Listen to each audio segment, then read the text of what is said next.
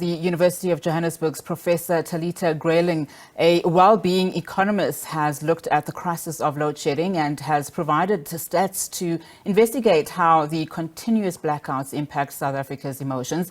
She found that the emotions anger, disgust, fear and sadness almost doubled for the period from April 13 to 16 this year, compared with the same period in 2022.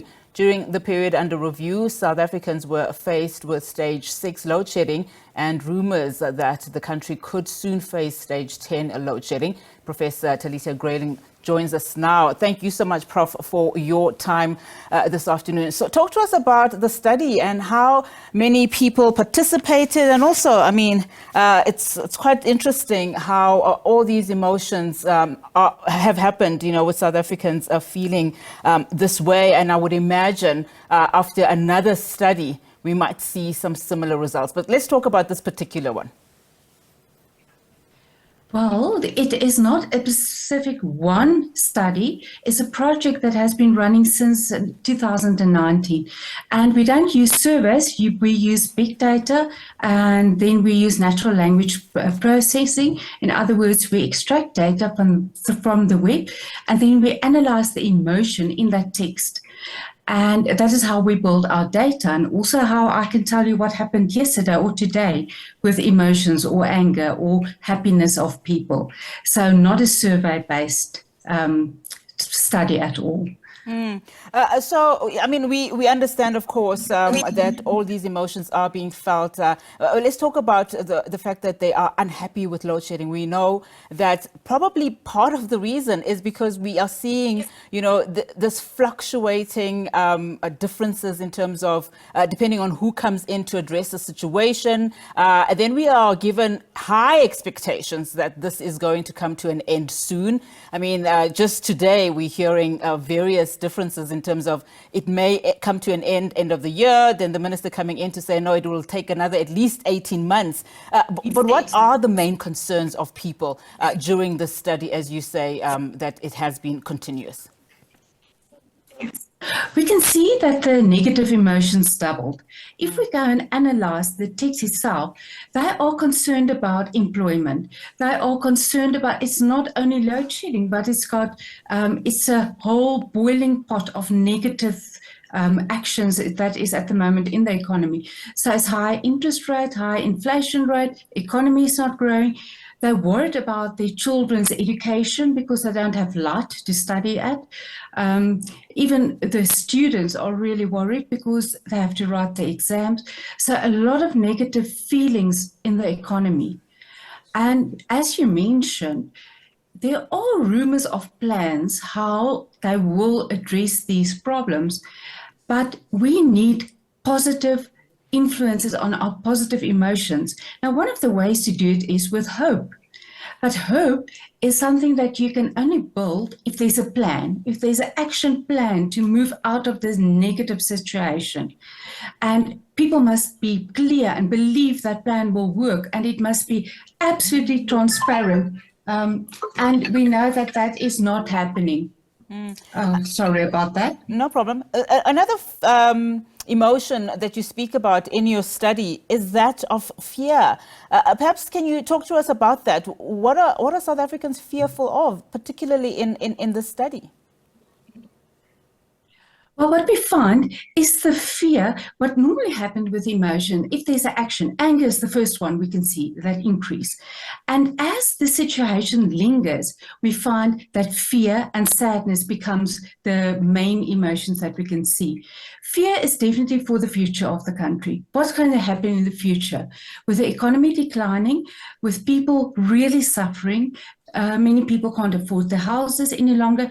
They're all really worried about the situation in South Africa with good reason. People are really, they've got this fear. And on the other hand, we see people leaving the country at a rate that we can't believe. And this problem has not been addressed as yet. So skills are leaving South Africa, the people that can maybe help to address these problems. So there's a lot of fear in the economy. We also seen, of course, there was a period, perhaps this period that we are currently seeing now, where people were complaining far more than we are currently seeing, particularly on social media. The lack of communicating on social media now, where would you say that comes from? Is it because, it's exacerbated with so many other problems? You mentioned, socioeconomic concerns, but also we also have water issues in South Africa outside of load shedding. Do you think there is a point in time where South Africans are just not going to care anymore? That's not what happens. They become despondent. We have had load shedding since April last year with promises that it will improve.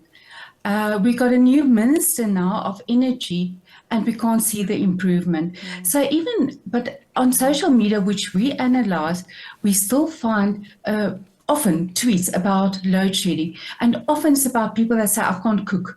I get home and I can't cook. Or I get home and I can't watch my favorite TV show.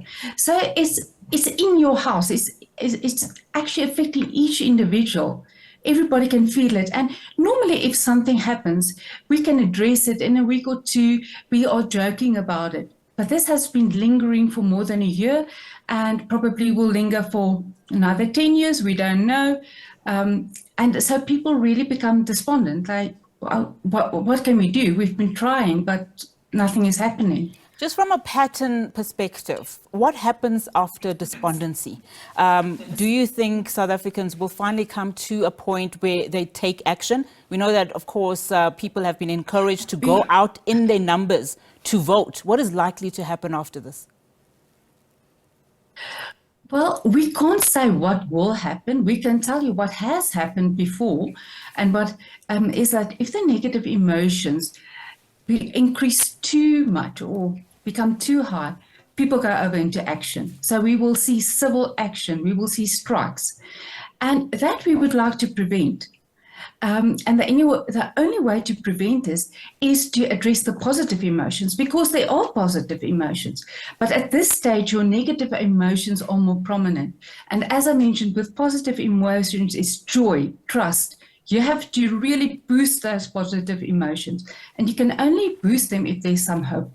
There must be hope, there must be a plan, and people must believe it. And to what extent can organizations, political parties, and other groupings, take advantage of this information, particularly where you talk about hope? I think that the message that must come from all the players that you mentioned now must be really positive, the way they word it. And then the plans, especially with Eskom, is in Eskom and government hands. We've now got a minister and we've got Eskom. And they must come forward with a plan. So it's the management. Nobody else can put a plan on the table.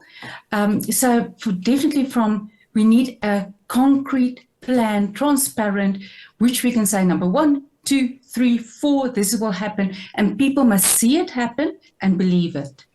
As a well-being economist as well, somebody listening to this conversation feeling, despondent, as we were talking about earlier, what are some of the things that they can draw strength from, particularly because we know that load shedding has affected so many livelihoods? Businesses have closed down because of the energy crisis. Often, and when I speak with two people that leave the country, I can tell you South Africa is the best country in the world.